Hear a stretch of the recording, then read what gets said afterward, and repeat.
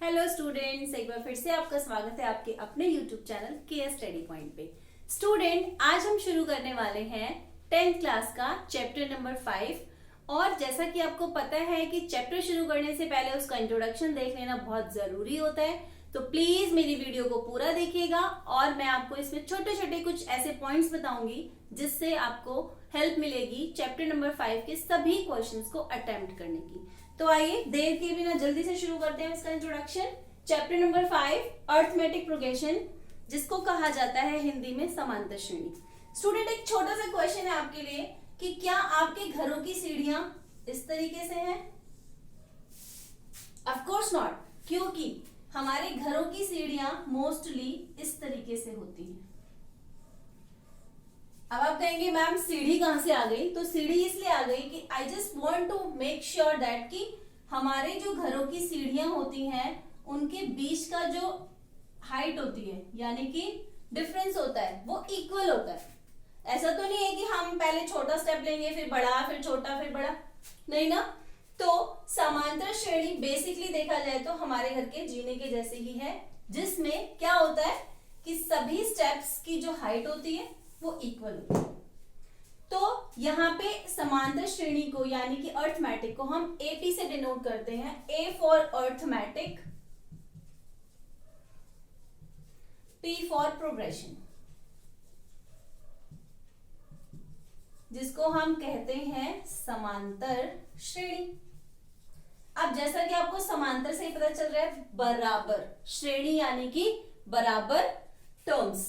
तो इसमें कुछ चीजें हैं, जैसे कि मान लीजिए हमारे पास फॉर एग्जाम्पल हमारे पास कुछ नंबर्स हैं, मैं इसको A1, A2, A3, A4, A5 and so on का नाम देती हूँ, राइट। अब मुझे कैसे पता चलेगा कि ये जो मुझे टर्म्स दी हुई हैं ये एपी की फॉर्म में है या नहीं है? तो उसके लिए मुझे क्या करना होता है, डी फाइंड आउट करना होता है। डी को बेसिकली तो हम डिफरेंस कहते हैं, बट यहां पे इसको हम बोलेंगे कॉमन डिफरेंस, यानी कि सार्व अंतर। अब एपी है या नहीं है ये पता करने के लिए मुझे क्या करना होता है, डी कैलकुलेट करना होता है। और डी हमेशा दूसरे में से पहला सब्ट्रैक्ट करेंगे, यानी कि A2 में से A1 माइनस करेंगे। लेकिन अब आप बोलो A2 में से A1 मैंने माइनस किया और मेरा आ गया और मुझे पता चल गया कि ये एपी है या नहीं है। ऐसा नहीं होगा। ऐसा कब नहीं होगा? जब हम सिर्फ इसको एक बार कैलकुलेट करेंगे। We need to calculate more than 2 time, 2 बार से ज्यादा कैलकुलेट करने की जरूरत है।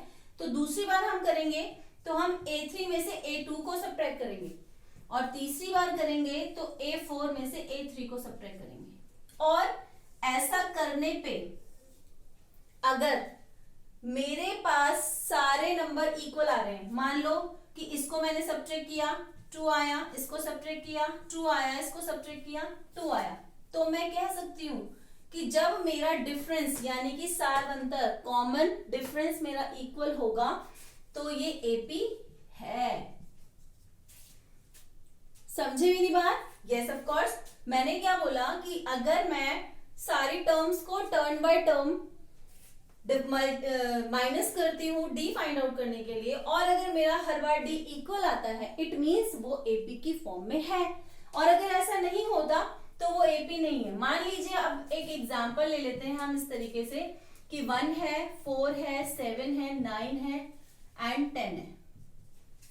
अब जो फर्स्ट नंबर होता है वो A1 है, A2, A3, A4, A5। अब मैं आपसे कह रही हूं कि इसको कैलकुलेट कीजिए कि क्या ये एपी की फॉर्म में है। तो हम क्या करेंगे, सबसे पहले हम डी कैलकुलेट करेंगे, A2 में से सब्ट्रैक्ट करेंगे A1। तो मैंने क्या किया, 4 में से 1 को सब्ट्रैक्ट किया, मेरे पास आया 3। आप बोलोगे यस मैम, बट नो, मैंने क्या बोला कि हमें एपी का पता करने के लिए क्या करना होगा, मोर देन 2 टाइम सब्ट्रैक्ट करना होगा। तो हम एक बार और करते हैं, जिसमें से हम A3 में से A2 को सब्ट्रैक्ट करेंगे। अब A3 मेरा 7 है और A2 मेरा 4 है, मैंने सब्ट्रैक्ट किया तो मेरा फिर से 3 आ गया। लेकिन हम इसको एक बार और, बॉस 2 बार करने से नहीं होगा, अब तो दोनों बार 3 आ गया।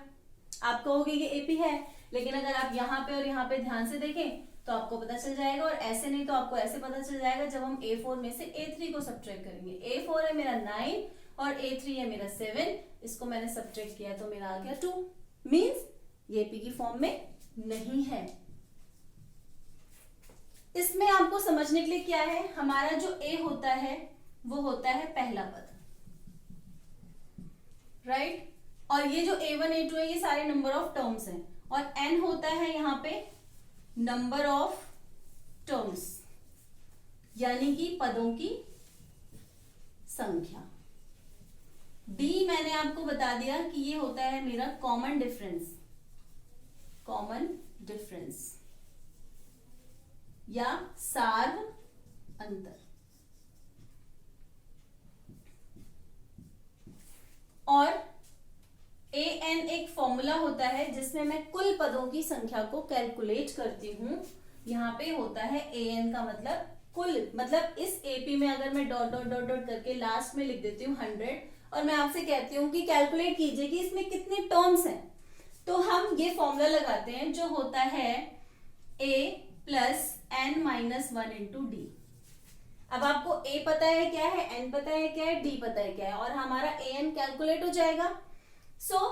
ये बहुत सिंपल सी इंट्रोडक्शन है जो आपको बहुत हेल्प करने वाली है आपके चैप्टर नंबर 5 में। स्टूडेंट्स, इन्हीं सब चीजों के साथ मैं आपसे बहुत जल्द मिलूंगी एक्सरसाइज 5.1 के क्वेश्चन नंबर 1 के साथ। तब तक अपना ध्यान रखिएगा और मेरी वीडियोस को लाइक करते रहिएगा। Bye bye.